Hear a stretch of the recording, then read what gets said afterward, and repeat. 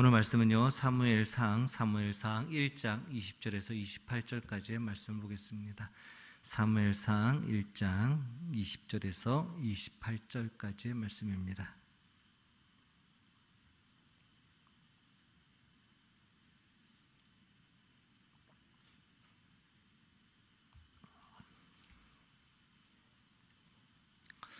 사무엘상 1장 20절에서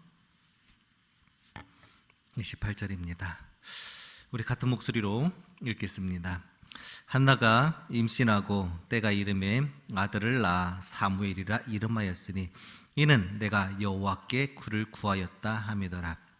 그 사람 엘가나와 그의 온 집이 여호와께 매년제와 서원제를 드리러 올라갈 때 오직 한나는 올라가지 아니하고 그의 남편에게 이르되 아이를 젖대거든 내가 그를 데리고 가서 여호와 앞에 뵙게 하고 거기에 영원히 있게 하리이다 하니 그의 남편 엘가나가 그에게 이르되 그대의 소견에 좋은 대로 하여 그를 젖대기까지 기다리라. 오직 여호와께서 그의 말씀대로 이루어지기를 원하노라 하니라. 이에 그 여자가 그의 아들을 양육하며 그가 젖대기까지 기다리다가 젖을 뗀 후에 그를 데리고 올라갈새 수소 3마리와 밀가루 1에바와 포도주 1가죽부대를 가지고 실로 여호와의 집에 나아갔는데 아이가 어리더라. 그들이 수소를 잡고 아이를 데리고 엘리에게 가서 한나가 이르되 내 주여 당신의 사심으로 맹세하나이다. 나는 여기서 내 주 당신 곁에 서서 여호와께 기도하던 여자라. 이 아이를 위하여 내가 기도하였더니 내가 구하여 기도한 바를 여호와께서 내게 허락하신지라. 그러므로 나도 그를 여호와께 드리되 그의 평생을 여호와께 드리나이다 하고 그가 거기서 여호와께 경배하니라. 아멘. 할렐루야. 이 자리에 오신 모든 성도님들을 주님의 이름으로 축복하고 환영합니다. 우리 옆에 분들과 인사 나눌까요? 좀 멀리 떨어졌지만 좀 눈을 마주치면서 잘 오셨습니다. 잘 오셨습니다. 잘 오셨습니다. 아직 코로나가 종식되지 않은 상황이라서 한 번 더 인사 나누겠습니다. 은혜 받읍시다. 요즘 가장 고생하는 분들 중에 한 분이 초중고생을 두고 있는 부모님들일 것입니다. 삼시세끼 챙겨줘야 되고요. 그 다음에 간식까지 중간중간 챙겨줘야 되는 그러한 시기입니다. 이제 5월 달에 개학한다니까요. 조금 더 희망을 가지시고 잘 견뎌내시기를 부탁드리겠습니다. 맹모 삼천지교라는 말이 있습니다. 맹자 어머니가 자신의 아들 맹자를 교육시키기 위해서 3번 이사했다는 얘기인데요. 처음에 이 맹자의 어머니가 살았던 데는 그 묘지 근처였습니다. 그러다 보니까 이 맹자가 매일 사람들이 그 장례 치르는 것을 보고 그것을 흉내내는 것이었습니다. 어머니가 보고 이것은 옳지 않은 것 같아. 그래서 다른 곳으로 이사하게 됩니다. 그런데 이번에 이사한 곳은 시장 근처였습니다. 시장 근처에서 사람들이 물건 사는 것을 이렇게 지켜보던 이 맹자는 그것을 흉내냅니다. 어떻게 팔아야 되는지, 뭘 골라야 되는지에 대해서 흉내내기 시작합니다. 여기서도 맹자의 어머니는 이것은 옳은 것이 아닌 것 같다. 그래서 한 번 더 이사를 하게 됩니다. 이사를 갔던 곳이 바로 서당 옆이었습니다. 사람들이 책 읽는 소리를 듣던 맹자는 그 사람들과 함께 글을 읽기 시작했고 공부하기 시작했습니다. 그곳에서 맹자의 어머니는 맹자를 교육시키기 시작했습니다. 벌써 10년이나 된 이야기인데요. SBS에서 스페셜에서 이런 주제를 가지고 한번 한 적이 있습니다. 부모력 당신은 있습니까? 부모력 당신은 있습니까? 부모의 능력 당신이 있습니까? 라는 얘기입니다. 거기 당신이 어떤 부모이고 어떻게 아이를 양육할 수 있다 이런 것들 쭉 나오는데 거기서 나왔던 딱 한 줄로 되는 문장이 한때 우리나라에 되게 영향을 끼쳤던 단어가 있습니다. 뭐냐면 아이가 잘 되기 위해서는 할아버지의 재력과 엄마의 정보력과 아빠의 무관심이 있어야 된다라는 말이 바로 여기서 나왔습니다. 그냥 웃어넘기기에는 되게 씁쓸한 말입니다. 부모력이란 그 말 그대로 부모가 가지고 있어야 될 능력입니다. 뭐 재력도 포함되고요, 능력도 포함되고요, 자질도 포함됩니다. 예, 현대 사회로 오면서요, 부모의 역할은 점점점 커지고 있습니다. 이제 단순히 아이를 낳아놓고 먹여주고 재워주는 것만으로 부모의 역할을 다 했다라고 이야기할 수 없는 시대입니다. 자, 그렇다면 우리 부모들은 어떻게 자녀들을 양육해야 하는가, 어떻게 하는 게 옳은 양육인가 하는 겁니다. 자녀는요, 부모가 어떻게 양육하는가에 따라서 그것처럼 자라나고 성숙되어져 갑니다. 그리고 결국 자녀의 인성도 결정되게 됩니다. 자녀에 대한 교육 방식은 여러 가지가 있습니다. 그 중에 크게 또 이 세 가지로 나누는데요. 그 첫 번째가 이렇습니다. 권위 있는 양육 방식입니다. 권위 있는 양육 방식이라는 것은 부모가 자녀를 인격체로서 인정하면서 시작됩니다. 부모가 자녀를 인격체로 인정하면서 시작되는 게 권위 있는 양육 방식입니다. 항상 자녀를 배려하는 마음을 가집니다. 확고한 원칙과 기준이 있습니다. 문제가 발생 시에 대화로 풀어갑니다. 이것이 권위 있는 양육 방식입니다. 이런 권위 있는 부모는요, 가정에서 화합과 그런 화해를 위해서, 어떤 화목을 위해서 노력하게 됩니다. 자녀 앞에서 부부들이 대화할 때도 그들은 조심하게 되고요, 좋은 말 사용하게 되고요, 선한 말을 사용하게 됩니다. 또한 대화할 때조차도 상대방을 향한, 남편을, 아내를 향한 존중의 모습들이 보여지게 됩니다. 이런 모습을 보고 자란 아이들에게는 따로 부모에게 순종해라, 부모에게 너는 따라야 된다, 이런 말을 하지 않더라도 그런 모습을 보고 자연스럽게 아이들은 부모를, 권위를 인정하게 되고 부모에게 순종하게 됩니다. 그리고 이렇게 자란 아이들은 항상 적극적이고 원만한 대인관계도 만들어가게 됩니다. 두 번째는요, 권위주의적 양육 방식이 있습니다. 예, 권위로 자녀를 양육하는 겁니다. 항상 자녀에 대한 원칙이 없습니다. 예, 평소에 자녀에 대해서 별로 관심도 없습니다. 부모가 자기가 원하는 틀 안에 아이를 가두게 됩니다. 그리고 지시하는 것 엄청 많습니다. 그런데 그 결과를 확인하지 않고 바라보지도 않습니다. 아니, 그 결과에 대해서는 아무런 관심조차도 없습니다. 네, 이런 부모 밑에 자란 아이들에게는 별로 좋지 않은 영향력이 있겠죠.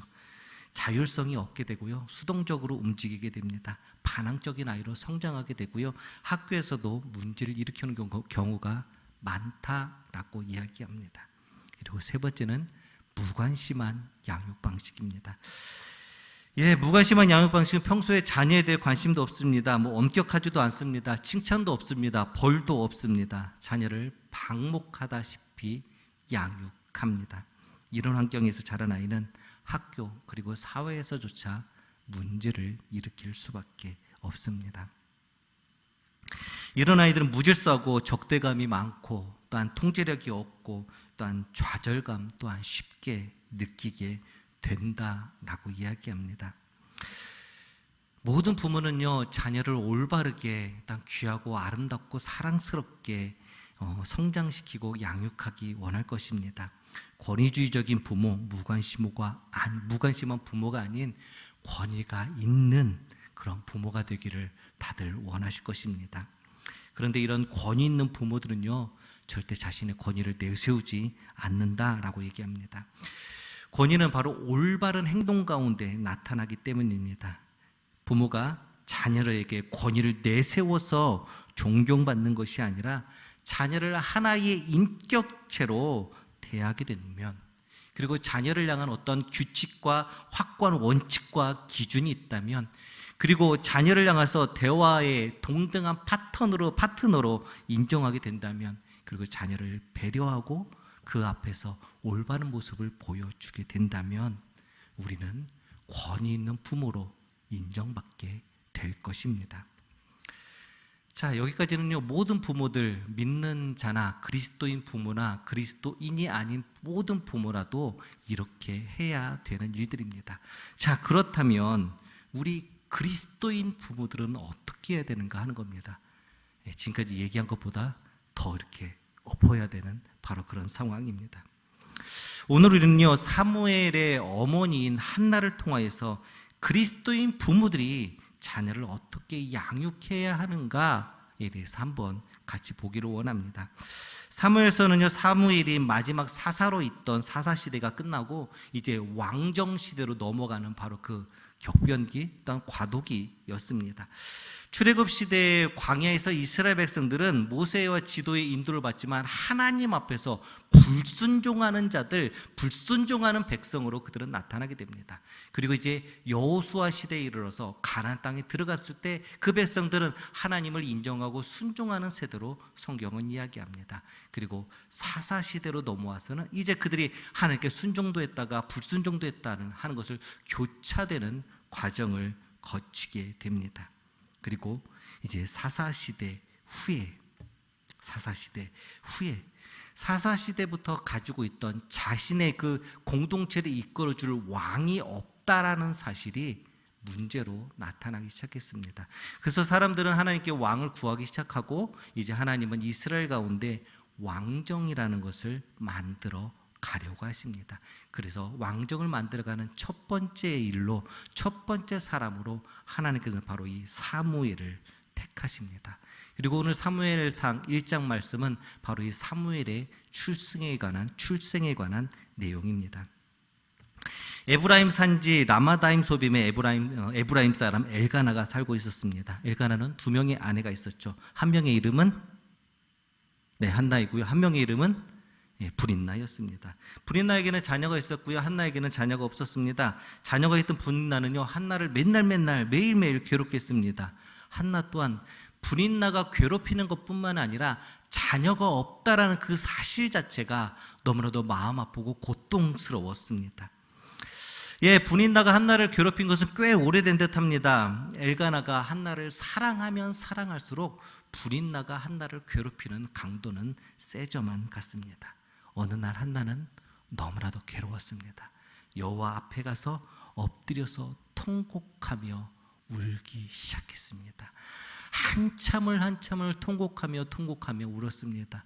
더 이상 통곡할 기운조차 없을 때 겨우 입만 딸짝거리면서 하나님 앞에 자신의 고통을 이야기합니다. 그때 그곳에 있던 제사장 엘리가 한나를 발견합니다. 그리고 한나를 보고서 술 취한 여자라고 생각합니다. 그래서 그 한나를 향하여서 제사장 엘리는 이렇게 얘기합니다. 내가 언제까지 취하여 있겠느냐, 포도주를 끊으라. 당시에 성전 주변에 혹은 신전 주변에 이러한 일들은 종종 있었다라고 이야기합니다. 무엇이냐면 신전 주변에는요, 그런 신을 섬기는 여사제들이 술을 잔뜩 마시고 취해서 널브러져 있는 경우가 있었다라고 얘기합니다. 그러다 보니까 이 엘리 제사장도 한나를 보고 쟤도 그 중에 한 명이구나 라고 생각했던 듯합니다. 그런 이 한나가 자신을 향해서 술 취했다라고 이야기한 그 엘리를 향해서 한나는 얼마나 억울했겠습니까?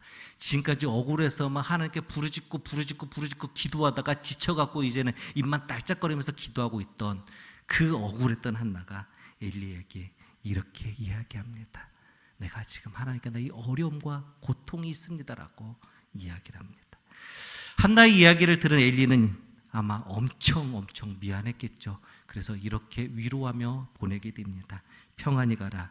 이스라엘 하나님이 내가 기도하여 구한 것을 허락하시기를 원하노라 라는 말로 위로하며 보내게 됩니다. 한나는 이 말을 응답으로 받은 듯합니다. 그리고 집으로 돌아가게 됩니다. 집으로 돌아가서 한나는 아들을 낳게 되죠. 그리고 그 아들의 이름이 사무엘입니다. 자, 그렇다면 이제 우리 그리스도인 부모들은 자녀들을 어떻게 양육해야 하는가 하는 겁니다. 첫 번째는요, 신앙을 유산으로 주어야 합니다. 우리 20절 말씀을 같이 읽겠습니다. 시작. 한나가 임신하고 때가 이름에 아들을 낳아 사무엘이라 이름하였으니 이는 내가 여호와께 그를 구하였다 함이더라. 예, 한나는 아들을 낳은 후에 그 이름을 사무엘이라고 짓습니다. 그 뜻은 하나님께서 들으셨다, 하나님께서 내 기도를 들으셨다라는 의미가 사무엘이라는 뜻입니다. 예, 그렇게 이름을 지은 이유는 말 그대로 한나가 하나님께 구하여서 얻은 아들이기 때문입니다. 사무엘이라는 이름을 보기만 하더라도 우리는 그의 부모가 어떤 사람이었는지 대충 짐작할 수 있습니다. 엘가나와 한나는 경건한 사람이었고 하나님 앞에서 올바로 선 사람들이었습니다. 신앙이 반듯한 사람들이었고 신앙이 아름다운 사람들이었습니다. 더불어서 이 사무엘의 부모는요, 사무엘이 하나님의 자녀임을 그가 기억하기를 원하였습니다. 그래서 이름을 사무엘, 하나님께서 구하였더니 들으셨다, 하나님이 너를 주셨다 라는 그 의미를 그 사무엘이 잊지 않기를 원하셨습니다. 그래서 사무엘이라는 이름을 지어 주었습니다. 아마 이렇게 이름을 지어 주었기 때문에 사무엘도 자신의 이름을 들을 때마다 생각하게 될 것입니다. 그래, 나는 어머니가 기도하여 낳은 아들이야. 나는 하나님의 자녀로 살아야 돼. 나는 하나님의 자녀로서 이 땅에 하나님의 사람으로서 올바로 살아내야 돼 라면서 생각했을 것입니다. 아마 사무엘의 부모님의 마음은 이 사무엘이라는 이름을 통하여서 하나님에 대한 믿음, 하나님을 향한 신앙이 올바로 전수되기를 원했을 것입니다. 우리 그리스도인 부모들이 자녀들에게 해야 되는 것, 자녀들을 양육하면서 해야 되는 것, 그 무엇보다도 중요한 것은 우리의 믿음을 유산으로 물려주는 것입니다. 많은 그리스도인 가정에서 교회에 출석하더라도요, 이 자녀 교육은요, 입시 위주로 하게 됩니다. 좋은 대학, 좋은 직장을 지향하다 보면 시험 시간이 되었을, 시험 기간이 되었을 때 자녀들이 교회 가는 것보다 지금은 시험 기간이니까 학원을 가야지, 어떻게 교회 갈 생각을 해? 라면서 아이들에게 교회가 아닌 학원으로 가라라고 이야기합니다. 사실 이러한 신앙 교육은요, 아이들 향해서 내가 중요한 일이 있으면, 혹은 나에게 소중한 일이 있으면, 혹은 내가 바쁜 일이 있으면 예배 정도는 빠져도 돼 라면서 부모가 그렇게 교육시키는 것입니다. 그리고 그것은 당장은 나타나지 않지만 10년이 지나기 전에 엉뚱한 방향으로 결과가 나타날 수밖에 없습니다. 그리스도인이면서도 신앙 제일주의가 아닌 실력, 학벌, 성공이 제일이라고 우리는 무의식 중에 생각하고 아이들을 가르쳤습니다. 결국 지금 이 땅 가운데 자녀 교육의 위기, 그리고 신앙의 위기라는 것이 우리에게 부메랑이 되어서 돌아오고 있습니다. 실력, 이것이 중요하지 않다라고 말하는 게 아닙니다. 잠언 1장 1절에서 여호와를 경외하는 것이 지식의 근본이다 라고 이야기합니다. 자녀를 신앙으로 교육하는 것, 자녀를 향한 교육이 신앙 중심일 때 우리 아이들은 비전을 보게 될 것입니다. 자녀를 향한 교육이 신앙 중심일 때 우리 아이들은 사명을 깨닫게 될 것입니다. 자녀를 향한 교육이 신앙 중심일 때 우리 아이들의 삶이 바뀌게 될 것입니다. 신앙에 대한 확신을 가지고 신앙을 일관되게 아이들을 양육할 때 하나님이 주시는 굉장한 축복을 우리는 경험하게 될 것입니다.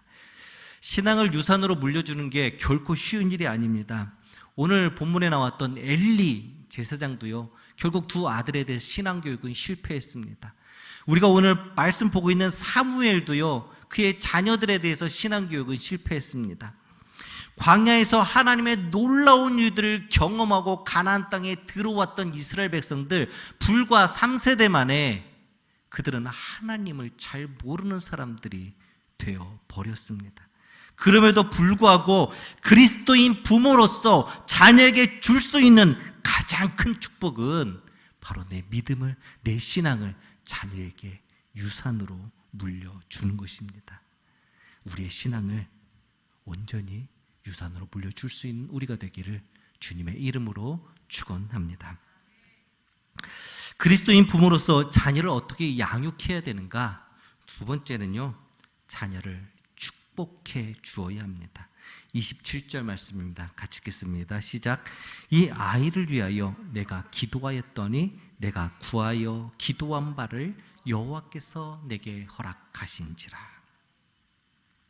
한나는요, 불인나의 괴롭힘 가운데 하나님께 간절히 기도해서 사무엘을 얻었습니다. 간절히 기도해서 사무엘을 얻었습니다. 그러면 사무엘이 태어난 후에 어떻게 했을까요? 사무엘이 태어난 후에도 아마 한나는 끊임없이 아들을 위해서 기도했을 것입니다. 성전에 올려 보냈을 때에도 그가 한나가 무덤에 들어가기 전까지 끊임없이 아들을 축복하며 기도했을 것입니다. 기도로 낳은 아들이기에 더 열심히 기도했을 것입니다. 자, 우리 성도님들도 어떻게 자녀들을 기도하면서 낳으셨나요? 아니면 어느 날 하다 보니까 임신 3개월입니다 이렇게 하셨나요?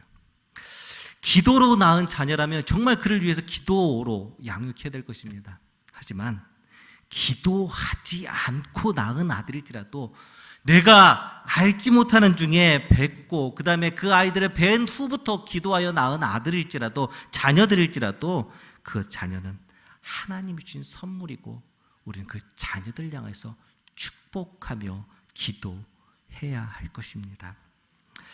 위대한 인물을 만든 어머니의 기도라는 책이 있습니다. 김경수 목사님께서 쓰신 책인데요, 2016년도에 발간된 책입니다. 위대한 어머니의 기도에서는요, 위대한 인물들 10명의 어머니의 기도를 이야기를 합니다.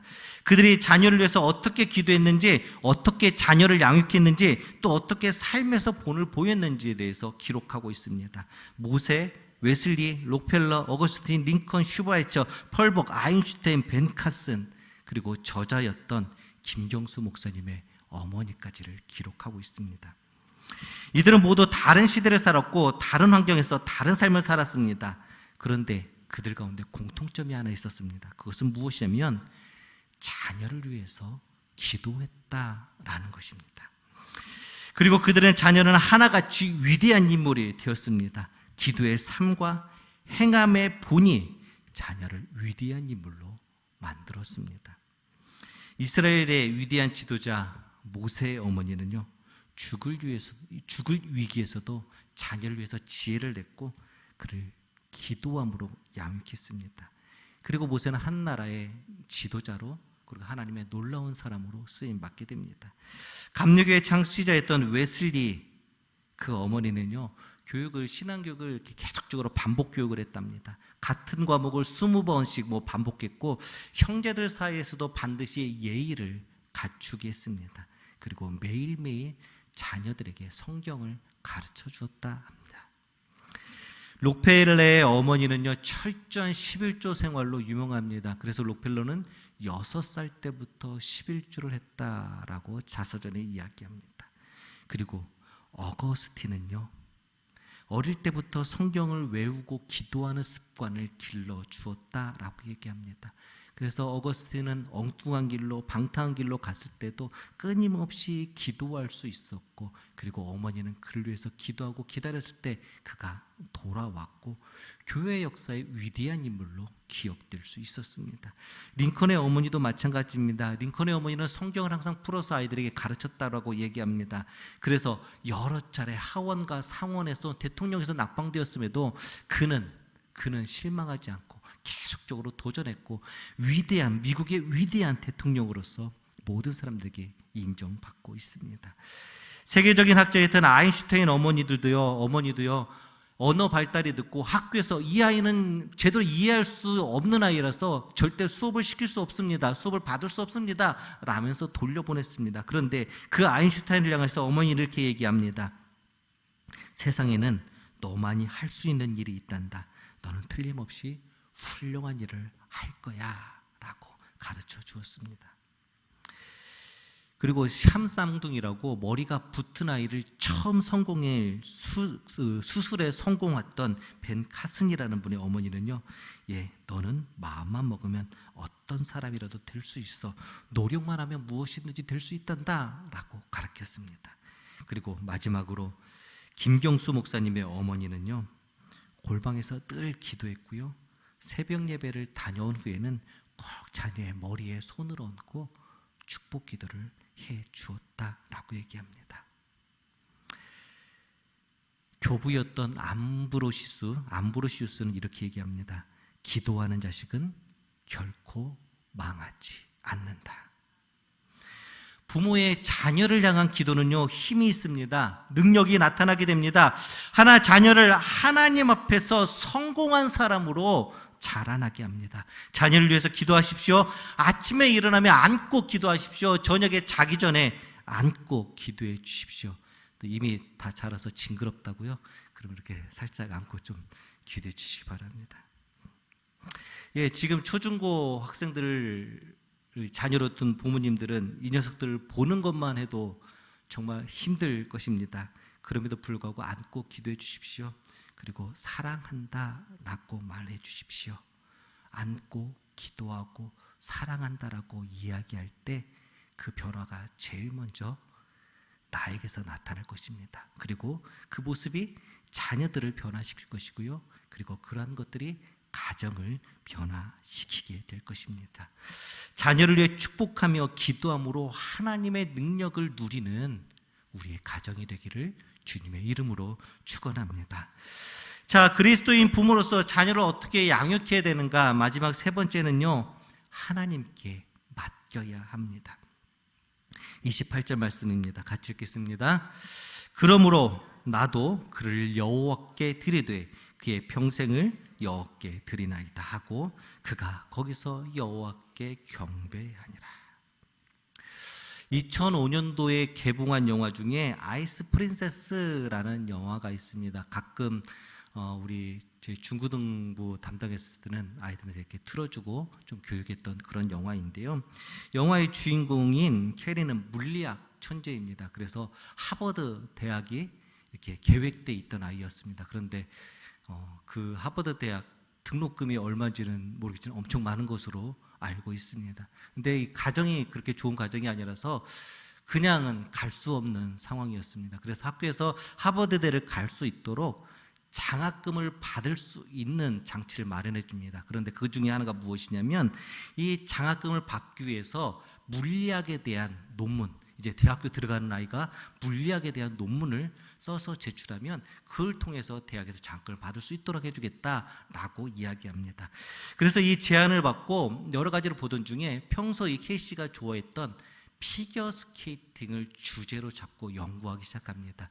거기에서 물리운동과 또 어떻게 적용되는지를 이렇게 하다가 처음에는 선수들을 운동하는 것을 카메라로 찍고 이렇게 분석하던 것을 보다가 뭔가 이렇게 시원치 않고 부족함을 느끼게 됩니다. 그래서 결국 자신 직접 부딪혀 보기로 합니다. 자신이 직접 배우고 피겨 스케이팅을 하게 됩니다. 그런데 해보니까 은근히 재능이 있고 잘하는 거고, 무엇보다도 물리학을 공부했을 때보다 너무나도 재밌는 겁니다. 그래서 대회를 준비하게 되고 대회를 나가게 됩니다. 그런데 이 사실을 안 어머니가 이것을 극구 반대하게 되고, 어떻게 하버드대를 가야 되는데 지금 공부할 시간도 부족한데 네가 피겨를 배우고 있느냐라면서 반대하게 됩니다. 결국 케이씨는 이 대회를 포기하고 하버드대 면접을 보게 됩니다.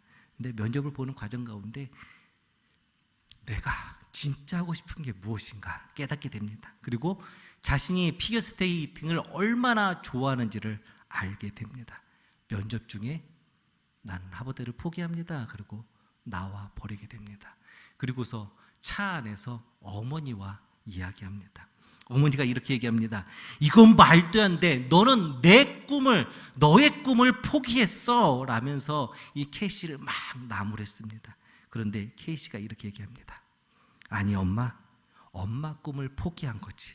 이제 내 꿈을 쫓아갈 거야 라고 얘기합니다. 많은 부모님들이 이 케이씨의 엄마처럼 자녀들이 자신이 살고 싶었던 삶을 강요합니다. 부모들이 이루지 못했던 것을 자녀를 통해서 보상받으려고 합니다. 더 나아가 너는 내가 키웠으니까 내가 시키는 것, 내가 원하는 것을 네가 해야만 해 라면서 자녀들을 내 마음대로 할 수 있다라고 생각합니다. 하지만 자녀는요, 하나님이 주신 선물입니다. 아니, 선물이기보다도요, 하나님께서 잠시 나에게, 부모들에게 맡겨 놓은 것입니다. 그 원래 주인은 하나님입니다. 그러기에 한나는 사무엘에게 아무것도 요구하지 않습니다. 오히려 그를 그저 여호와 하나님께 드립니다. 그리고 이렇게 얘기합니다. 평생 그를 여호와께 드립니다 라고 이야기합니다. 모세의 엄마 요기벳은 이제 막 100일이 지난 아이를요, 갈대 상자에 넣어서 나일강가에 띄워야 됩니다. 그때 마음이 정말 어땠을까요? 네, 요게벳의 기도라는 찬양 가운데 그 마음이 절절히 정말 기록되어 있는 것 같습니다. 너의 삶의 참주인, 너의 참부모이신 하나님께 그 손에 너의 삶을 맡긴다. 너의 삶의 참주인, 너를 이끄시는 주 하나님, 그 손에 너의 삶을 드린다. 우리의 삶의 참주인, 참 부모인 하나님께 우리의 자녀를 맡겨보기를 주님의 이름으로 부탁드립니다. 내가 잘 기를 수 있다라고 생각할 수 있습니다. 하지만 하나님은 나보다 나의 자녀를 더 잘 아시고요, 나의 자녀를 나보다 더욱더 아름답고 귀하고 사랑스럽게 양육하여 주실 것입니다. 우리의 자녀를 하나님께 맡김으로 하나님께서 자녀를 통해서 일하시는 것을 경험하는 우리가 되기를 주님의 이름으로 축원합니다. 우리 그리스도인 부모들은 믿지 않는 부모들과 다르게 자녀들에게 줄 수 있는 것들이 있습니다. 그것은 바로 신앙입니다. 그리고 우리가 줄 수 있는 것은 자녀들을 위한 축복의 기도입니다. 그리고 자녀들에게 줄 수 있는 것은 그의 삶을 하나님 앞에 맡겨드리는 것입니다. 이것은요, 그리스도인 부모라면 당연히 해야 되는 일들입니다. 그리스도인 부모로서 어떻게 양육하는 방법이 아니라 어떻게 보면 그리스도인 부모로서의 의무입니다. 신앙을 유산으로 넘기고 축복으로 기도하고 그리고 그 삶을 하나님께 맡겨드리는 것, 우리 부모들의 의무입니다. 우리의 아름다운 신앙을 자녀들에게 유산으로 남길 수 있기를 주님의 이름으로 축원합니다. 매일매일 안고 사랑한다라며 축복의 기도를 해줄 수 있는 우리가 되기를 주님의 이름으로 축원합니다. 하나님이 우리에게 주신 귀한 선물 아름답고 사랑스럽게 주님께 올려드리는 우리가 되기를 주님의 이름으로 축원합니다. 우리가 믿음으로 신앙으로 양육할 때 하나님의 우리 자녀의 삶을, 우리 자녀들의 인생을 책임져 줄 것입니다. 축복의 삶으로 인도할 것입니다. 하나님의 귀한 선물을 하나님의 것으로 온전히 세워나가는 주의 그리스도의 귀한 부모님들 되시기를 주님의 이름으로 축원합니다. 같이 찬양 드리겠습니다.